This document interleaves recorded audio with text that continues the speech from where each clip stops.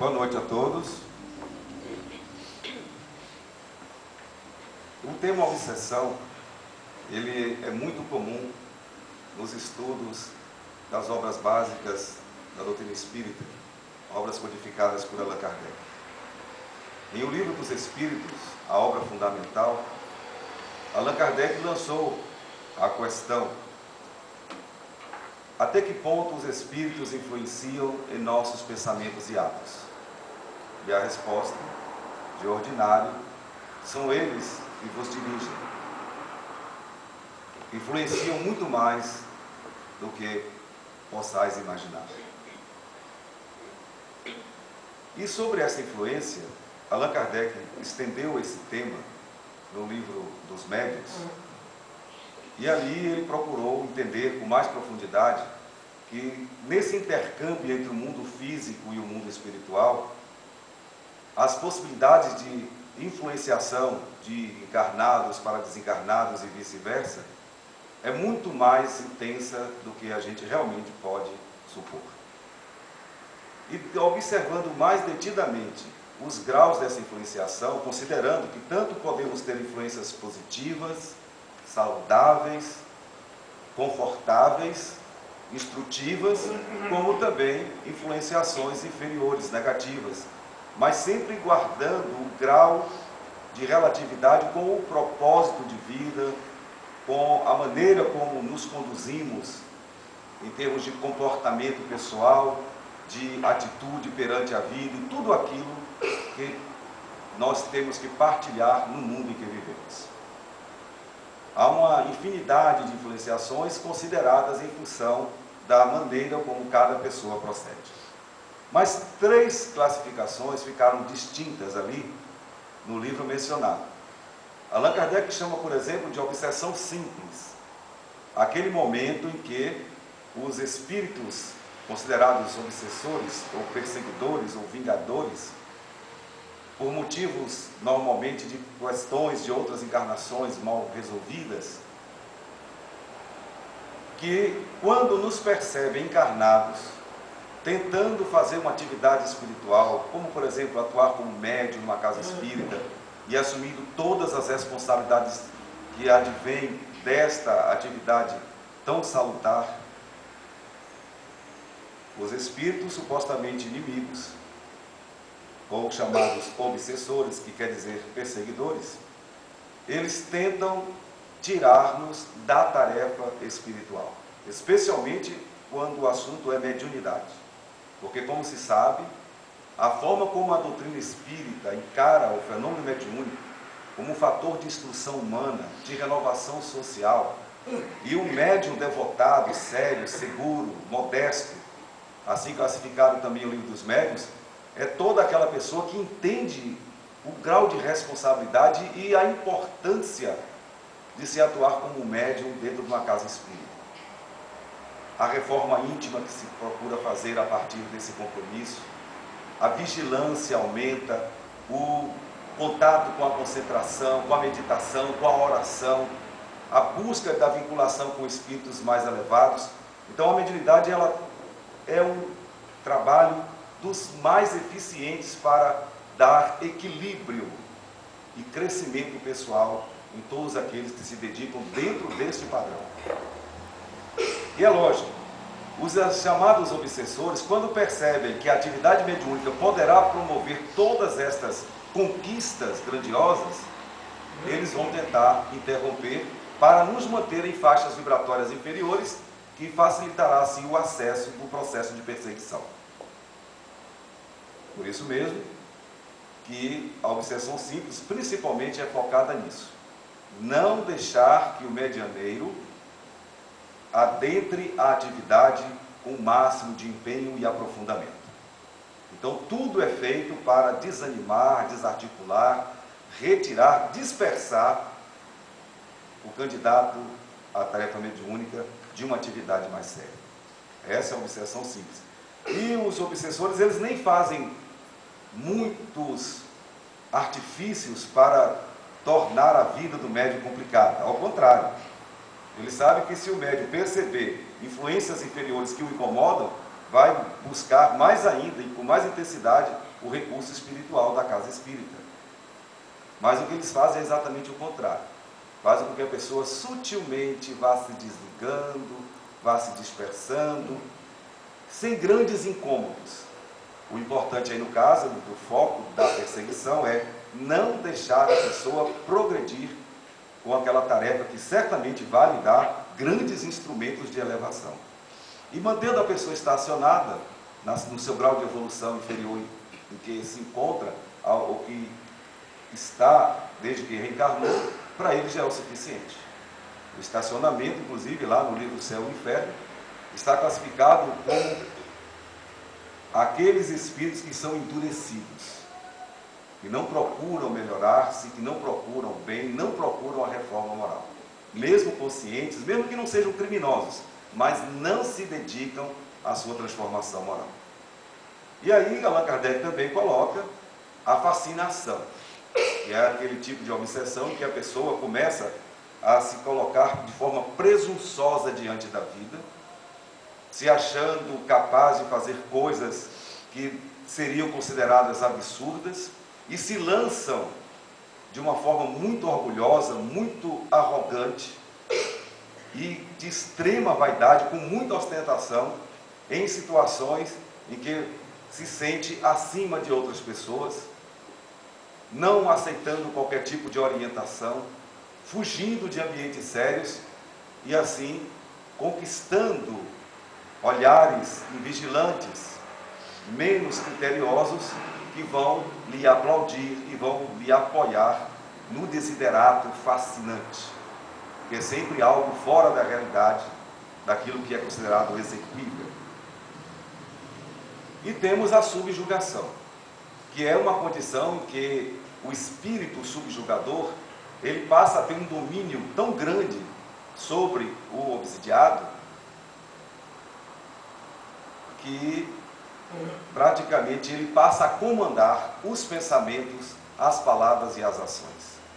Já é quase que um quadro de loucura obsessiva, de possessão, requerendo assim tratamentos bastante criteriosos para que a questão possa se resolver. E a casa espírita, inclusive, ela se prepara para tentar auxiliar as pessoas que entram nesses processos. Mas a nossa conclusão de todo esse estudo, que é passada no curso básico de Espiritismo, é que, de verdade, a obsessão, de um modo geral, ela começa na auto-obsessão. É quando a própria pessoa, ela cria condições desfavoráveis para si mesma, dando brechas, criando situações de comportamento e de pensamento que vão facilitar o acesso dos espíritos menos dignos. Então, nesse caso, a gente percebe na nossa atividade de assistência espiritual que muitas vezes o obsessor chamado nem é assim tão mau, tão vingativo. E muitas vezes ele fica preso a posturas inferiores que o encarnado está adotando. E algumas vezes, curiosamente, alguns espíritos que são atraídos para as nossas sessões de assistência espiritual, eles chegam a pedir socorro, porque eles começam a se vincular magneticamente, depois eles ficam embaraçados, como se fosse uma teia de aranha magnética, e quando eles querem sair, ficam com dificuldades, porque moralmente eles realmente buscaram as fraquezas do encarnado, e por isso ficam com fragilidade moral para tomar uma decisão de retirada. E às vezes o encarnado fica tão impertinente, tão teimoso, tão orgulhoso, tão pedante, que o espírito inclusive já começa até a ficar incomodado, incomoda até o obsessor. Sabe aquele momento que a gente faz uma reflexão, que a gente fala assim, olha, nem eu mesmo estou me aguentando. Imagina, se nem a gente está se aguentando, imagina o obsessor. Então tem casos, até aparentemente engraçados, que o obsessor, ele começa a pedir socorro, pedir a gente para sair daquele processo, pedindo para a gente ajudar a libertar daquela pessoa, que ele não está aguentando mais. Porém, no vulgar da lida com o tema obsessão, É muito comum que a gente comece a considerar assim, que tudo que a gente faz de equivocado, todo mal-estar que a gente sente, todo pensamento negativo, é porque tem um espírito ali provocando aquela reação negativa. Mas a gente constata também nos tratamentos que nem sempre é assim. Aquele mal-estar que a pessoa apresenta é gerado por ela mesma. Agora, eu costumo ser advogado dos obsessores quando percebo isso. Que alguém está com mal-estar e vem acusando, deve ser o meu obsessor que está me fazendo isso. E a gente verifica que não é o obsessor.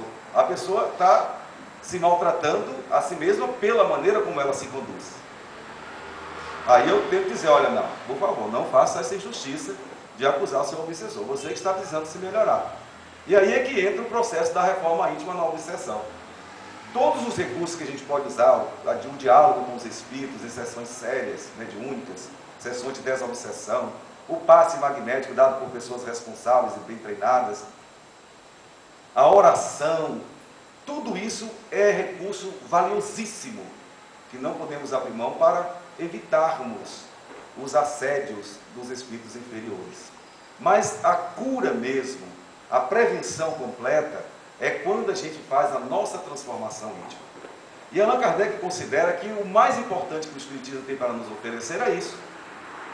É um material de reflexão que vai nos ajudar a sermos menos orgulhosos e voltarmos o nosso olhar mais humilde para as nossas deficiências, começando a admitir o quanto somos orgulhosos, vaidosos, ambiciosos, egoístas, e começando então a ter uma preocupação diária de combater estas deformidades morais, fazendo com que as virtudes comecem a predominar em nosso ser. E desta maneira, mudando o padrão vibratório, sendo menos egoístas, orgulhosos, sendo mais generosos, mais cheios de indulgência, aplicando a regra do perdão incondicional sempre, com esses recursos ensinados por Jesus, que o Evangelho Espírita coloca de uma forma extraordinária para o nosso entendimento. Não é difícil perceber a essência daquilo que Jesus pregou há 2000 anos, e de volta, através do Evangelho segundo o Espiritismo, todos esses ensinos, nós temos ali uma receita valiosíssima e infalível de prevenção contra qualquer processo negativo em nossas vidas. Inclusive, o Evangelho nos favorece a realmente nos transformarmos em pessoas melhores. Ainda quando encarnado, Allan Kardec, em suas viagens, quando ele foi verificar os efeitos do lançamento das obras espíritas nos seus primeiros anos, ele disse que ficou admirado em perceber a metamorfose moral das pessoas que estudavam as obras espíritas, que refletiam com profundidade sobre a imortalidade, sobre a pré-existência da alma, sobre a continuidade da vida e tudo que implica o mundo físico e o mundo espiritual, e tudo aquilo que representa as lições de Jesus como conquista da real felicidade. E é isso que o Espiritismo realmente tenta passar para todos nós, esse incentivo encorajador para que façamos a nossa reforma moral. Mas, como esses temas são considerados pesados, difíceis, tocam em nossas feridas, nós vamos amenizar um pouquinho o clima desta conversa e vamos colocar aqui 2 clipes que estão sempre aí à disposição na internet, preparado por amigos, né, que fazem um trabalho, como a gente costuma fazer aqui também em nossa casa, de filmar as esquetes. E aqui nós vamos ver os amigos atores espíritas cariocas fazendo uma colocação sobre uma das facetas da obsessão. No caso aqui, a auto-obsessão. Então prestem atenção que alguém está se queixando, passando mal, achando que é um obsessor, aí o obsessor aparece e reclama, epa, alto lá. Então vamos ver um pouquinho isso aí, depois eu volto para a gente continuar. Como é que eu tô? Como é que você acha que eu tô? Tô mal, tô muito mal. Tô conseguindo fazer nada, tô fraco, uma angústia enorme, um vazio. Tudo que eu faço dá errado, não consigo terminar nada que eu começo a fazer. Eu acho que deve ter um espírito obsessor me perseguindo. Parou. Obsessor, sou eu. Mas você... Calma, Oswaldo, eu só vim aqui bater um papo rapidinho, trégua. Tá? É rápido, fica tranquilo. Mas, cara, o que eu te fiz pra você me perseguir? Isso é uma longa história, deixa eu falar. Eu te matei em outra vida ou alguma coisa assim? Não, matou não. Você me destruiu. Você destruiu minha família, morreu de fome por sua causa. Você era um fofo, um amorzinho de pessoa, né? Para de me atormentar, por favor, não aguento mais. Não, aí é que tá. Eu não consigo te atormentar. Quando eu penso em te atormentar, você já se prejudica sozinho. Hã? Eu fico só olhando, porque você é mestre em se dar mal sozinho, não preciso fazer nada. Então para de colocar a culpa em cima de mim de tudo de errado que te acontece, ok? Me deixa em paz, me larga. Quem é o obsessor aqui? Quem é que tá louco? Mas como assim? Por exemplo, Oswaldo, eu chego aqui de manhã pronto pra te obsidiar. Beleza, hoje vou perturbar o Oswaldo. Mas você já acorda o bicho, mal-humorado. Você já começa destratando tua filha, teu vizinho, o padeiro, o cachorro, o periquito, o papagaio. Oswaldo, eu já tentei fazer uma prece pra ver se alguém ilumina essa tua cabeça, mas nem os benfeitores espirituais conseguem chegar perto de você. Porque você é chato. É tão simples. Basta você estar na tua, eu chego aqui, te obsidio, vou embora. Acabou. Desculpa. Você atrai uma multidão de obsessor aqui, Oswaldo. Eu tenho o direito de me vingar, eu tenho que chegar me acotovelando, porque é um monte de capeta que tem aqui dentro. Por sua culpa, você atrai. Oswaldo, bota uma coisa na sua cabeça. Cada palavra de ódio, de rancor, de autopiedade que sai dessa tua boca é uma pedra que você mesmo bota no seu caminho. Eu não tenho nada a ver com isso, entendeu? Vamos ter mais um pouquinho de equilíbrio? Vamos tentar? Um pouquinho para o Positivo fazer o trabalho dele, pode ser? Ok? Agora eu vou embora que eu não tô aqui pra ficar dando um conselho, não, tá? Isso é coisa de mentor e eu sou obsessor, ok? Eu sou mal. Desculpa.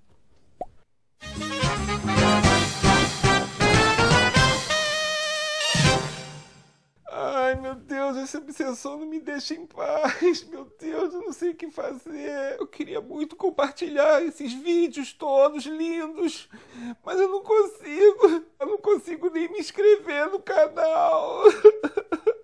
É muita depressão.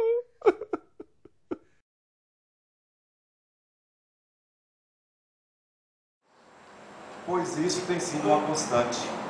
Quando a gente faz as nossas avaliações, a gente percebe que o próprio obsessor está constrangido, como a gente viu aqui agora. E a reforma íntima, como é que fica? Bom, nós já temos uma conclusão. Se os espíritos obsessores estão tendo acesso para nos perturbar de alguma forma, é um sinal claro de que a reforma íntima que a gente está fazendo é de fachada. Já ouviram falar disso? Reforma íntima de fachada?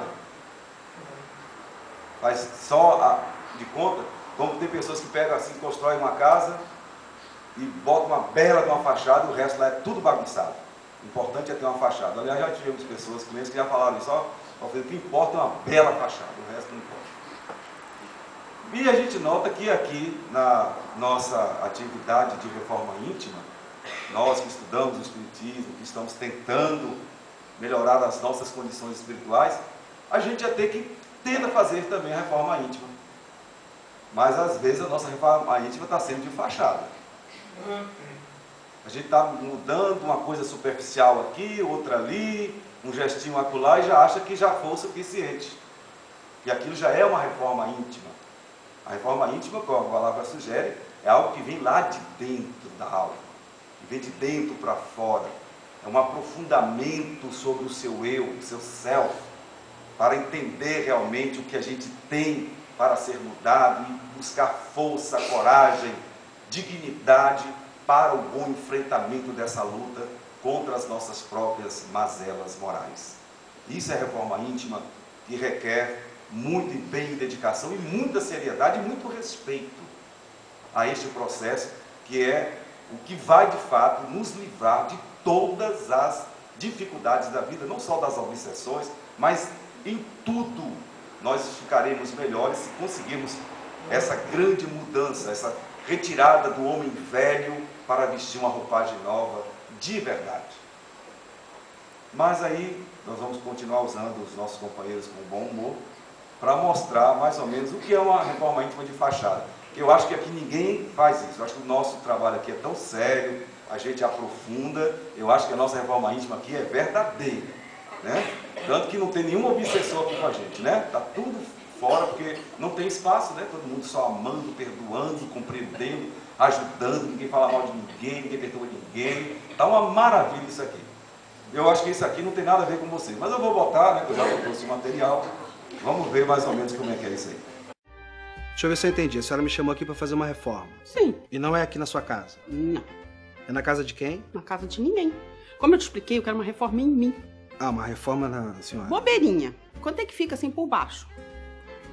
Não, o que acontece é que a gente não faz reforma em pessoa, entendeu? A gente só faz reforma mesmo em casa. Por que a senhora não procura um cirurgião plástico? Não é esse tipo de reforma não, rapaz. É uma reforma íntima. Íntima? É. A sua empresa não se chama Reforma Tudo? Sim, mas sem intimidade. Deixa eu te explicar melhor. Eu sou uma pessoa meio complicada, às vezes. Não muito. Uma fofoquinha de vez em quando, uma implicância aqui com um vizinho ou outro. Tem aquela mulher do trabalho que eu também não suporto. Eu tenho lá minhas imperfeições. Ah, mas quem não tem, né? Pois é. Eu queria dar uma guaribada na moral, entende? Eu acho que coisinha boba. Uma emassada só acho que já resolve. Mas aí não é uma coisa mais particular mesmo da senhora com a senhora mesmo? Mas isso dá muito trabalho. E aí por isso que eu resolvi terceirizar o serviço. Uma coisinha boba. Não precisa ser uma reforma geral, não. Olha só, minha senhora, isso não vai dar certo. Ah, mas é só uma demora na fachada. Se te leve. Não, mas só na fachada não dá, porque a fachada descasca um dia, né? A senhora, como é que fica por dentro? Mas nem com souvenir?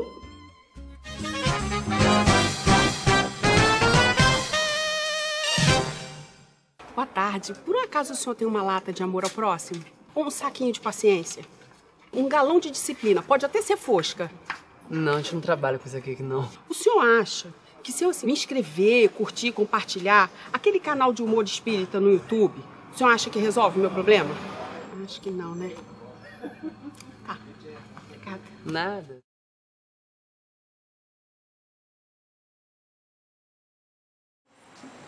Bom, então nós vamos tentar implantar o sistema, né, para comprar aí a diretoria, né, souvenir para a gente fazer uma fachada, para a gente se apresentar melhor, né? Que a hora que a gente chega aqui no centro com a cara fechada, né, resmungando e tratando mal os companheiros, meu Deus do céu. Mas ali, com um souvenirzinho a gente pode, pelo menos, começar essa reforma íntima pela fachada. Pois a questão é essa. A coisa é séria, é tão séria que faz a gente até rir. Do quanto que a gente está diante de uma oportunidade maravilhosa que é a doutrina espírita e o quanto que a gente está deixando, talvez, passar essa oportunidade. Então, obsessão e reforma íntima, tem tudo a ver. Reforma íntima séria livra qualquer um de qualquer tipo de obsessão. Mas a obsessão que realmente compromete-nos é a auto-obsessão. É o mal que nós fazemos a nós mesmos. Então, muito obrigado a todos pela respeitosa atenção. Boas reflexões e vamos agora ao nosso momento final.